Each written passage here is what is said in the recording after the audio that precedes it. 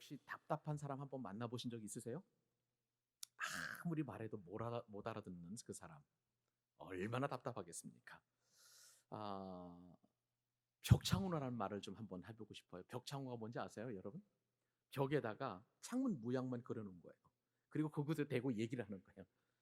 여러분 그렇게 한번 해보셨어요? 얼마나 그 일이 답답하고 깝깝한 일인지 생각만 해도 벌써 그냥 답답함이 마음 가운데 몰려오는 그런 생각을 버리지 못할 것 같습니다. 그런데 듣는 사람보다 이제 우리는 벽창호에 대고 이렇게 말하잖아요. 그리고 그가 이제 말하기를 이렇게 듣잖아요. 근데 이 내가 말하는 사람보다 더 답답한 사람이 있어요. 누군지 아세요? 벽창호 그 사람입니다. 그 사람은요, 하고 싶은 말을 못 하는 거예요. 그리고 듣고 싶은 말을 듣지도 못하는 거예요. 그러니 나보다 더 답답한 사람이 그 벽창호 그 대상자라고 그렇게 생각이 됩니다. 오늘 본문에요, 이 벽창호 같은 사람이 등장을 해요. 본문에 보니까 이 사람은 청각장애와 언어장애를 동시에 가지고 있는 그런 사람입니다. 여러분, 인간은 사회적 존재잖아요. 그러므로 다양한 관계 속에 서로 소통하고 커뮤니케이션하고 말하고 듣고 서로 간에 이렇게 주고받는 뭔가가 있어야 관계가 잘 형성되지 않겠습니까? 그런데 오늘 본문에 등장하는 이 벽창호 같은 이 사람은 자신이 하고 싶은 말도 제대로 못하는 사람이요, 듣고 싶은 말도 제대로 못 듣는 사람이니 얼마나 답답하고 피곤한 인생을 살았을까 우리가 어렵지 않게 짐작할 수 있습니다. 그런데요, 오늘 본문에서 보니까 예수님께서 이 사람을 다른 곳으로 데리고 가십니다. 그리고 아주 이상한 방법으로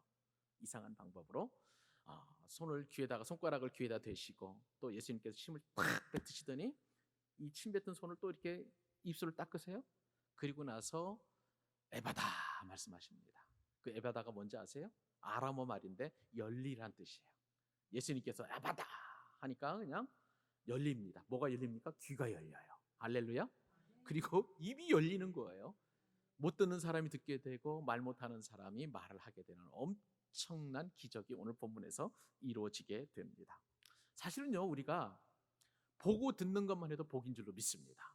예수님께서 마태복음 13장 16절에서 너희 눈은 봄으로 너희 귀는 들음으로 복이 있도다 말씀하셨어요. 그러므로 저와 여러분은 복이 있는 사람인 줄로 믿습니다. 그래서 오늘 이제 우리가 한 몇 주 동안 한 3, 4주 정도 오늘 이 본문을 가지고 계속 더 깊게 말씀을 묵상해 나갈 텐데요. 저와 여러분에게는 열리고 열리는 은혜가 있기를 소원합니다. 여러분, 사람과의 의사소통뿐만 아니라 무엇보다도 오늘 본문을 통해서 우리가 열려야 될 것은 하나님과의 관계 속에서 의사소통이에요. 하나님 끊임없이 우리에게 말씀하십니다. 어떻게 보면은요, 제가 어느 신학 서적을 읽다가 아주 재밌는 표현을 이렇게 발견을 하게 되었는데, 하나님은 끊임없이 이야기하는 제잘꾼이라는 거예요. 제잘 조잘 계속 말씀하시는 그런 분이시라는 것입니다. 근데 문제는 뭐냐면요, 듣는 사람이 듣지를 않는 거예요. 그러니 하나님께서 얼마나 우리를 벽창호처럼 여길까 그런 생각이 들고요. 또 우리는 얼마든지 하나님 앞에 말씀을 드릴 수 있는 거예요. 뭘로요? 기도를 통해서. 그런데 우리의 입술이 때로 열려지지 않습니다. 기도하고 싶어도 기도 안 되는 때가 있잖아요. 여러분 잘 생각해 보시면 우리는 어쩌면 영적인 벽창호일지도 모르겠습니다. 그러니 우리의 기도나 또 벽창호 같은 우리의 삶을 보고 하나님께서는 참 답답하실 것이고, 실제로 우리는 더 하나님 앞에 깝깝하고 답답한 인생이 아닐 수가 없는 거예요. 그러므로 수요일 저녁마다 이 말씀을 듣는 여러분들에게 열리는 은혜가 있기를 바랍니다.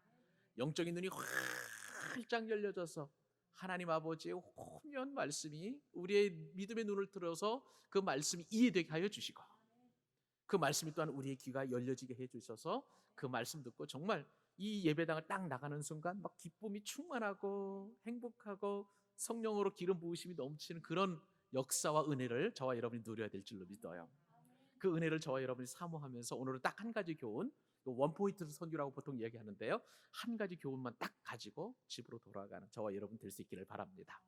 자, 그러면 어떻게 하면 예수님께서 우리에게 구원의 문을 열어주실까? 따라서 한번 해보실래요? 구원의 문은 때를 만들어 복음을 전할 때 열린다. 다시 한번요. 구원의 몸은 때를 만들어서 복음을 전할 때 열린다는 교훈을 우리가 얻고 지금 집으로 돌아가게 될 것입니다. 여러분 혹시 기억하실런지 모르겠습니다만 우리가 지금 마가복음 7장 계속해서 강의에 나오고 있잖아요. 마가복음 7장 1절로 지난주까지 살펴본 23절까지 내용 한번 간단하게 제가 설명을 한번 드리면 이 상황이 어떤 상황이냐면 예수님께서 당시 종교 지도자들과 논쟁을 하셨습니다. 왜냐하면 예수님께서 이제 갈릴리 주변에서 계속 이제 복음을 전하시고 그러다 또 병자들을 고치시고 중풍병자를 일으키고 뭐 죽은 자를 살리고 나니까 이 예수님에 대한 소문이 쫙 퍼졌어요.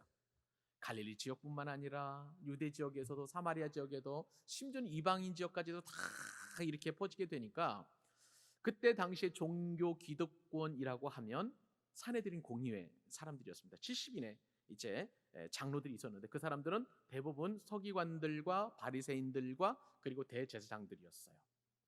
근데 예수의 소문이 점점점 퍼지게 되다 보니까 그들은 자신들이 누리고 있었던 이 기득권에 대하여 침해를 당할 거나 내지는 예수가 그 자리를 차지하고 들어올까 봐 노심초사하고 있었습니다. 그래서 그들 가운데 가장 탁월한 엘리트들을 몇 사람을 보내어서 예수가 어떤 사람인지 그의 가르치는 천국 복음이나 가르침이나 어떤 이 사역에는 이단 사상이 없는지 그를 검증할 필요가 있었던 거예요. 그런데 그 상황 속에서 이제 어떤 일이 벌어지게 되었냐면 제자들이 밥을 먹는데 손을 씻지 않고 밥을 먹는 거예요. 그때 당시에 여러 가지 미드라시나 내지는 어떤 그 탈무드에 보면 율법을 지키는 장로들의 전통들이 수많이 있었었는데 그들이 가장 중요하게 여기는 것이 안식일법과 바로 정결법이에요. 근데 손을 씻지 않고 밥 먹는 것은 정결법에 딱 위배된 거예요. 이 사람들은 옳다거나 했겠죠. 그래서 예수님을 공격하고 제자들을 공격합니다. 너희들은 부정하다는 거예요. 손도 씻지 않고 밥을 먹으니 얼마나 부정한지 모른다. 그러면서 이제 논쟁이 붙은 거죠. 예수님께서 결론을 내리시기를 사람의 밖에서 안으로 들어가는 것이 부정한 것이 아니라 안에서 밖으로 나오는 것이 부정하다. 그죠? 그러면서 우리 안에 있는 마음속에 있는 악한 생각들, 죄악된 말 그런 것들이 우리를 부정하게 하지 하나님께서 모든 음식을 다 거룩하고 정결하다고 하셨으니 어느 것을 먹어도 우리는 그것에 대하여 부정하다 이렇게 할 수가 없다는 것이죠. 이런 상황 속에서 예수님께서는 또한 혈통에 관한 그런 부분들, 이스라엘 족속 그리고 이방인들에 대한 어떤 경계 구분이나 또는 할례를 받고 안 받거나 아니면 무엇이 정결한가 부정한 거에 대한 그런 외적인 것으로 더 이상 하나님의 백성을 구분한 시대는 다 지나갔다라고 이렇게 결론을 내려주셨어요. 그러면서 이제 이방인들에 대하여 주님께서 말씀하시기를 이제 이스라엘 백성들의 기본적인 생각 가운데 하나는 뭐냐면 자신들은 하나님의 백성, 택한 선민이고 이방인들은 지옥의 땔감이라는 생각을 가지고 있었잖아요. 그들에게 구원이 없다고 말씀하셨는데 근데 예수님께서는 지금 완전히 이방인들에 대하여 구원의 문을 활짝 열어놓은 것은 아니지만 그런데 이방인들에게도 구원의 서광이 비치는 것을 말씀하시는 하나님 나라가 그들 가운데도 임하는 것을 조금씩 말씀하시는 거예요. 여러분 예수님의 말씀은 확실하게 증거가 드러나야 됩니다. 그래서 지난 시간에 우리가 살펴보았던 것처럼 수르보닉의 여인 이 여인의 딸이 이제 귀신이 들렸는데 원래 예수님께서는 이 여인을 무시하셨어요. 그런데 이 여인이 정말 믿음으로 고백하면서 정말 예수님을 감동시키는 그런 믿음의 고백을 했지 않겠습니까? 자녀의 떡을 취해서 개들에게 던짐이 마땅치 아니하다. 그러니까 나는 유대인들을 구원하기 위해서 이 땅에 왔다. 너를 구원하지 않겠다. 뭐 이런 개념으로 말씀하셨는데 이 스루보닉의 여인이 기가 막힌 믿음의 고백을 합니다. 올소이다. 주여 올소이다. 많은 상 아래에 개들도 아이들이 먹던 부스러기를 먹나이다. 이 부스러기 은혜를 구한 거예요. 그랬더니 주님께서 그 믿음의 고백에 감동하시고 그리고 너 집에 가보면 너의 딸이 귀신에 물러났다라고 이렇게 말씀하시고 실제로 가보니까 그런 기적이 일어난 거예요. 이 말씀은요 어떻게 보면 우리가 이제 외출했다가 밤에 집에 들어가다 깜깜하잖아요. 그런데 저 문틈 사이에 있는 작은 불빛이 비춰오는 것을 보고 이제 문을 열고 불을 켜면 광명한 어떤 세상이 딱 펼쳐지잖아요. 마치 그런 것과 같습니다. 지금 유대인들에게 구원이 없다라는 그 유대인들의 인식 가운데에 주님께서는 이 수르보니게 여인의 그 빛을 구원을 통해서 이제 이방인들에게도 서서히 복음이 펼쳐 나가는 것임을 확증하는 예수님의 말씀을 확신시켜주는 그러한 증거들을 보여준 것이라고 할 수가 있는 것이죠. 그리고 예수님께서는 계속해서 이제 그 구원의 문이 더 점점점 확장시켜 나가는 그 대목에서 오늘 본문이 시작이 되는 거예요. 자, 오늘 본문 31절 다시 한번 읽어보도록 하십시다. 자, 시작. 예수께서 다시 두로 지경에서 나와 시돈을 지나고 데가볼리 지경을 통과하여 갈릴리 호수에 이르시매. 예수님은요 지금 이제 수르보니게 그 여인의 사건을 통해서 이방인들의 구원의 빛이 비춰지는 것인데 이제는 그 구원의 문을 조금씩 더 확장시켜서 열어가시는 내용이 바로 오늘 본문이라고 할 수가 있겠습니다. 예수님은 다시 두로 지경에서 나왔다라고 성경에 이렇게 기록되어 있죠. 두로 지경에서 다시 나오셨습니다. 우리가 살펴본 것처럼 이 마가복음 7장 24절 이후에 보면 이 수르보니게 여인 그 사건이 있잖아요. 그래서 이 수르보니게 여인 사건을 만나기 이전에 주님은 아무도 모르게 이 두로 지방에 들어가셨습니다. 왜냐하면 주님 나름대로 좀 쉬시고도 싶었고 그리고 제자들에게는 집중적으로 어떤 훈련을 시키고 싶었는데 이 수르보니게 여인이 예수님이 오셨다는 소식을 듣고 득달같이 달려가서 자기의 딸의 귀신 들린 것을 쫓아내달라고 주님께 간청한 거예요. 그러니까 예수님의 정체가 많은 사람들이 확 드러난 겁니다. 그것이 바로 이제 두로에서 있었던 사건이에요. 이 사건을 통해서 이제 그 오늘 본문 이전에 30절 말씀에 보면 여자가 집에 돌아가 본즉 아이가 침상에 누웠고 귀신이 나갔더라. 딱 그 일이 일어난 이후에 예수님께서는 다시 두로 지방에서 나오시게 된 거예요. 더 이상 조용하게 주님은 쉬실 수도 없었고 제자 훈련도 할 수 없었던 그런 상황이었던 것이죠. 자, 이 상황에서 주님께서는 이제 두로 즉 적경에서 나와서 시돈을 지나가게 됩니다. 이 두로는 우선 갈릴리 북서쪽에 있는 그 도시였고 이방인 도시예요. 그리고 이 시돈이라는 것은 두로에서 다시 더 위쪽인 20km 북쪽 그리고 서쪽 지중해 쪽에 있는 그 항구인데 그쪽으로 이렇게 주님께서는 올라가셨습니다. 그리고 다시 이제 데가볼리 지방으로 오시는데 갈릴리 호수 주변의 그 동편이에요. 그러니까 이동 거리가 상당히 많습니다. 그리고 주로 이 세 지역들은 다 이방 지역들이에요. 데가볼리는 지난번에 예전에 제가 설명해 드린 기억이 나는데 데카가 원래 헬라어 말로 10이란 뜻이에요. 10개. 볼리는 영어로 폴리스입니다. 도시예요, 도시. 그러니까 10개의 도시가 모여서 있는 지방. 그래서 데가볼리 지방이라고 보통 그렇게 이야기를 합니다. 이 데가볼리 지방은 마가복음 5장에서 예전에 언급한 적이 있었는데요. 어떤 일이 있었었냐면 거라사 광흥 여러분 아마 다 기억하실 것입니다. 무덤 사이에 거하면서 쇠사슬로 몸을 묶고 있고 힘이 장사였던 귀신 들린 사람. 이 사람 여러분 다 기억하시죠? 근데 주님이 가셔서 이 귀신 들린 사람에게서 이제 귀신을 쫓아냈더니 귀신이 갈 데가 없으니까 주님한테 부탁을 하는 거예요.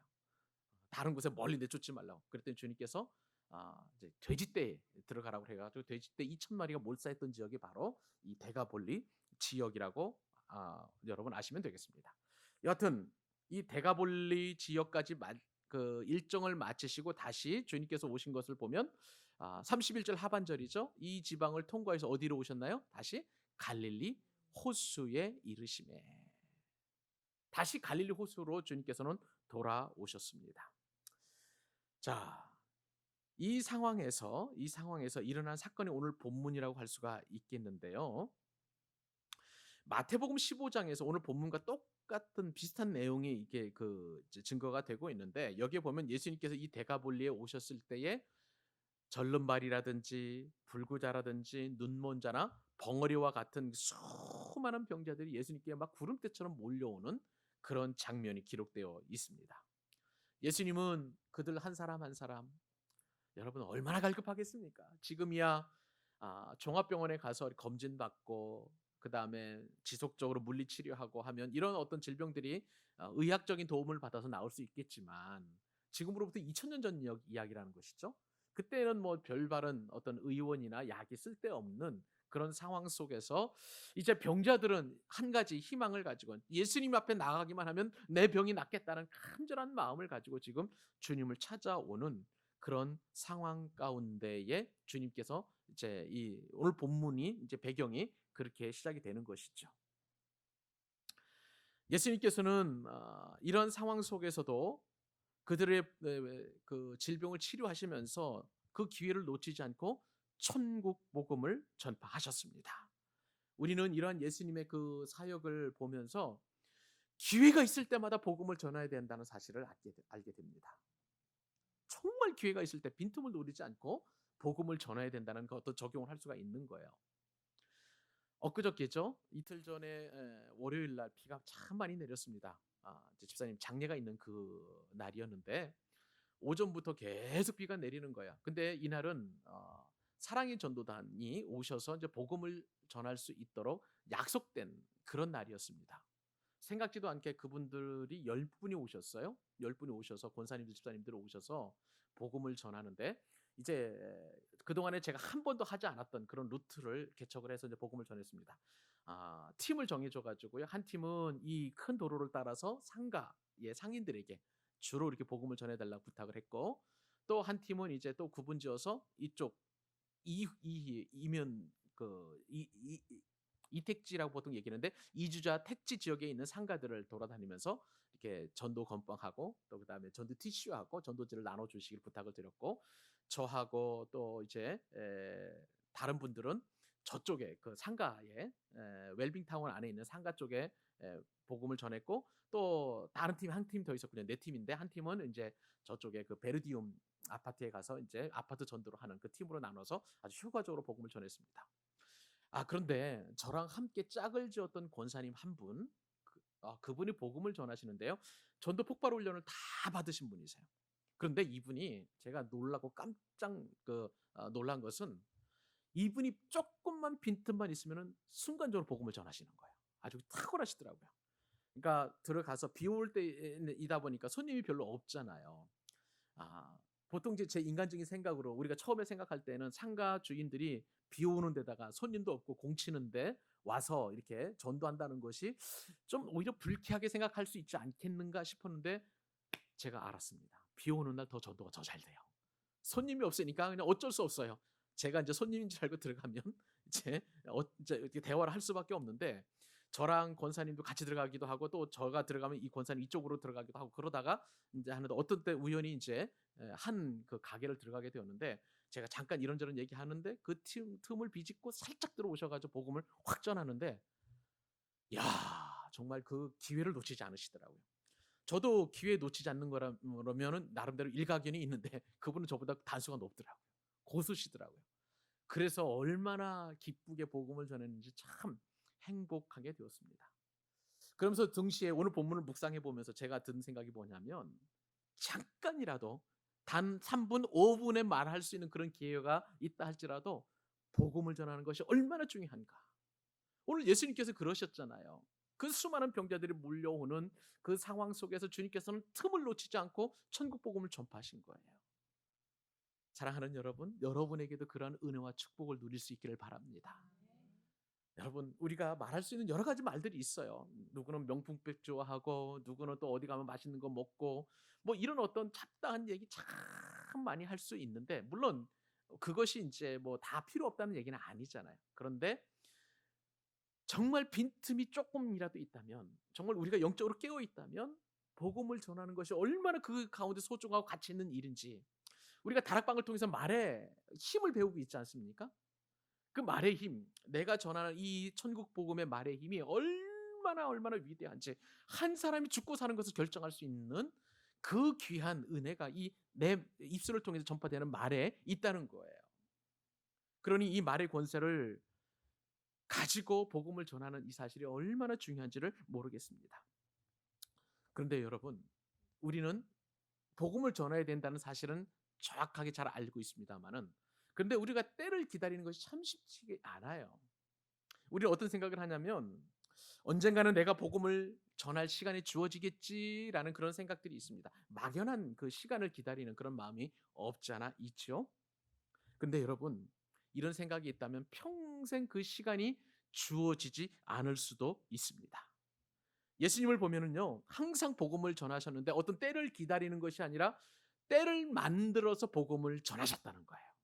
다시 한번, 예수님은 복음을 전할 때를 기다리는 것이 아니라 때를 주체적으로 만들어서 복음을 전하셨다는 거예요.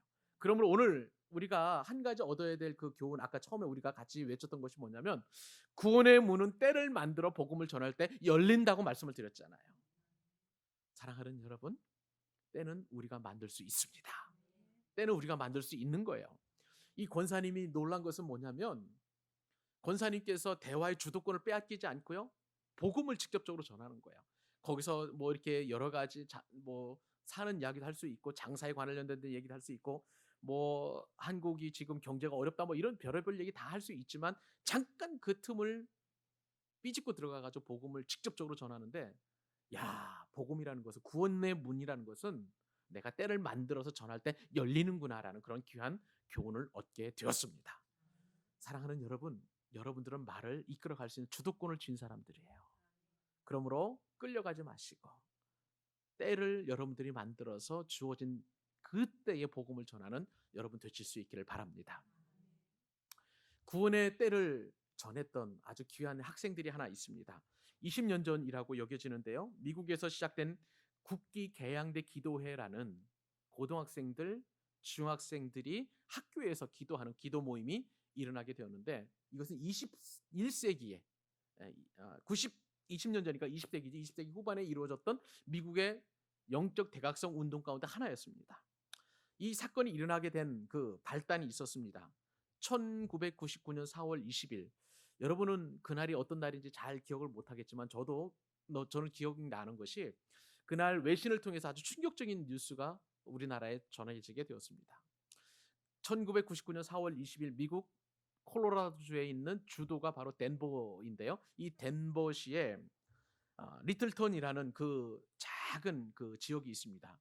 이곳에서 에릭 해리스와 그다음에 딜런 클리볼드라는 두 학생이 총기를 난사했어요. 이 총기 난사 사건으로 인해서 선생님과 학생 13명이 한꺼번에 그 자리에서 숨을 거두는 엄청난 비극이 일어나게 되었습니다. 이 두 학생은요, 그때 어떤 날이었었냐면 그날이 히틀러의 생일이었어요. 히틀러의 생일에 맞춰가지고 총기를 난사해서 무고한 자기 친구들과 선생님들을 죽인 것입니다.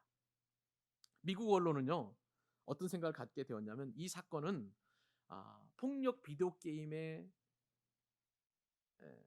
뭐라 그럴까요? 그 빠진 그런 어떤 철없는 젊은이들이, 철없는 청소년들이 일으킨 비극적인 사건이다라고 그렇게 이제 보도를 하게 되었고요.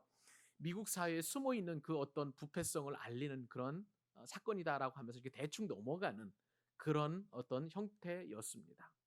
근데 놀라운 일이 일어났어요. 놀라운 일은 이 사건 뒤에 말씀을 드린 대로 영적 대각성 운동이 학생들로부터 시작이 된 겁니다. 역설적으로 말하면 이 총기 난사 사건으로 인해서 미국의 10대들 사이에서 엄청난 기도의 열정과 기도의 부흥이 불타오르는 그런 사건의 촉매자가 되었다는 것이죠. 이 사건을 통해서 그때 당시에 시사 주간지인 타임에서는 어떻게 얘기를 했냐면은 미국의 10대의 10년 가운데 부흥의 불길이 넘쳐난다라고 그렇게 분석 기사를 내놓을 정도로 미국 사회에 아주 지대한 영향을 끼친 그런 사건이었습니다. 왜 이렇게 부흥의 불길이 특히 이제 어린 학생들에게 국기 개양대 기도를 통해서 나타나게 되었을까요? 이 총기 난사 사건이 일어난 그 배경 가운데 이런 일이 있었습니다. 자, 이 총기 난사를 벌인 그 두 학생, 해리스와 클리본드라는 이 두 학생인데, 이 학생들은요 캠퍼스에 학생들을 다 모아놨어요. 총기로 위협을 해가지고 한 곳으로 모아놓았습니다. 그러면서 질문을 했어요. 너 하나님을 믿냐? 만약에 그 질문에 막 그 위협적인 그런 질문이었죠. 그 질문에 대다수의 학생들은 아니라고 부인했습니다. 거기에는 신실한 기독교인도 있었고 또 물론 이제 약간 믿음이 뭐 이렇게 연약한 그런 학생들도 있었겠죠. 대부분 그 총구 앞에서, 그 죽음의 위협 앞에서 다 하나님을 안 믿는다고 부인을 했습니다. 안 믿는다고 하면은 이 두 학생은 살려줬어요.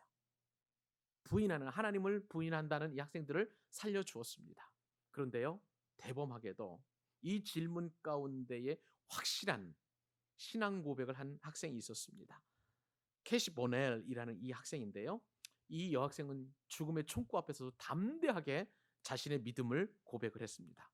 하나님은 지금도 살아계셔. 그러므로 너희들도 하나님을 믿고 그 길을 따라야 해. 아주 담대하게 이야기한 거예요. 이런 담대한 고백은 주변에 떨고 있는 수많은 학생들에게 충격을 주었습니다. 그리고 더 충격을 받은 것은 총을 겨눈 두 학생들이었어요. 이 해리스와 클리볼드는 분노했습니다. 너 그래? 그러면 네가 믿는 하나님 곁으로 가라 해가지고 총을 쏘아면서 이 캐시 버넬이라는 여학생을 죽였습니다. 그것은 거룩한 순교라고 할 수가 있겠죠. 이 사건이 끝나고 난 다음에 이제 그때의 질문을 받았던 학생들 사이에서 충격이 일어나게 되었습니다. 그들은 캐시 버넬의 이 순교 앞에서 자신의 비겁한 행동이 한없이 부끄럽다는 것을 그렇게 인정을 하게 되었습니다. 그러나 잠시 후에 이 부끄러움은 새로운 영적인 어떤 일어나게 되었는데, 남아 있었던 그 학생들 가운데 자신들도 이 캐시 버넬과도 같은 그 숭고한 믿음이 정말 필요하다는 것을 인식하게 되었고, 그리고 나도 하나님을 믿는다라는 담대한 믿음을 가져야 됐다라고 스스로 각성하는 그런 운동이 일어나게 되었습니다. 그러면서 이제 이 학생들 사이에서는 그것을 표출하기 위해서 서로 인사를 하게 되었는데, 우리 학교가 끝난 다음에 혹은 학교가 시작하기 전에 국기개양대 앞에 만나서 다 같이 손을 잡고 기도하자. 이 운동이 바로 국기개양대 기도회였던 것입니다.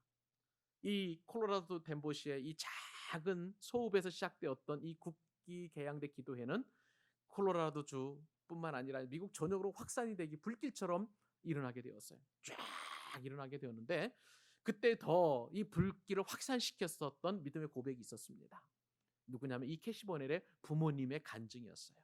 부모님이 어떻게 고백을 하냐면, 내 딸은 복음을 위해서 그 생명을 하나님께 바쳤습니다. 캐시는 이 일을 위해서 이 땅에 태어났습니다. 라고 그렇게 얘기를 했으니, 수많은 그 부모님들, 이 캐시 버넬과도 같은 그 또래를 가지고 있었던 이 부모님들도 이 캐시 버넬 부모님의 그 믿음의 간증에 깊은 도전을 받게 된 거예요.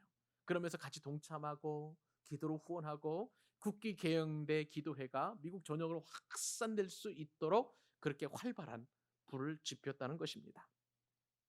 여러분, 미국에서 잠자는 그 그리스도인을 일깨우는 대각성 운동은요, 바로 이 캐시 버넬의 빈틈을 주지 않는 복음에 대한 고백 때문이었습니다.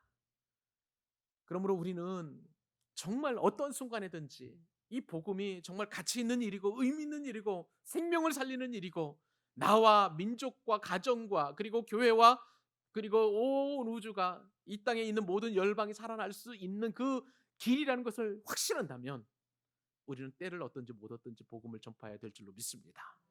구원의 모임이라는 거 다시 한번 말씀을 드립니다만은, 때를 내가 만들어 가지고 복음을 전할 때 열리는 거예요. 캐시 보넬은 죽음 앞에서도 자신이 복음 전할 때임을 알고 그것을 시인했어요. 그랬더니 비록 그는 순교의 자리로 나아갔지만, 그의 신앙의 숭고함을 통해서 수많은 미국의 청소년들과 젊은이들이 주께로 나오는 엄청난 부흥의 불씨가 되었던 것입니다. 저와 여러분에게도 그러한 은혜를 누릴 수 있었으면 좋겠습니다. 여러분, 이 땅에서 가장 즐겁고 행복한 일은 한 영혼을 구원하는 거예요. 전도해가지고 여러분이 전도한 그분이 우리 교회의 집사님 되시고 장로님 되신다고 한번 가정해 보십시오. 이것보다도 하나님을 기쁘시게 하는 일이 없는 거예요. 여러분이 양육했던 그 어떤 한 사람이 믿음의 반석에 든든히 서서 그 사람이 또 다른 사람을 가르치는 그 귀한 믿음의 역사가 일어난다면, 이것만큼 여러분에게 복음 정말 보람 있는 일은 없는 줄로 믿습니다. 우리는 이 일을 위해서 공부해야 돼요. 우리는 이 일을 위해서 사업도 해야 되고, 우리는 이 일을 위해서 가사를 돌봐야 되고, 우리는 이 일을 위해서 교회에 나와 예배를 드려야 되고, 우리는 이 일을 위해서 모든 일을 해야 될 줄로 믿습니다. 근데 다 의미가 있는 거예요. 하나도 의미 없는 일은 없습니다. 여러분, 이 말씀이 여러분 마음 가운데 깊이 심겨질 수 있기를 바랍니다. 구원의 문은 내가 때를 만들어서 복음을 전할 때 열리게 되어 있습니다.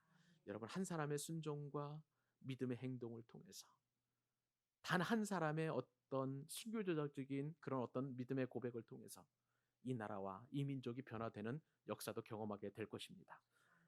우리 다 같이 디모데후서 4장 1절과 2절 이 말씀을 읽고 오늘 말씀을 마무리하도록 하겠습니다.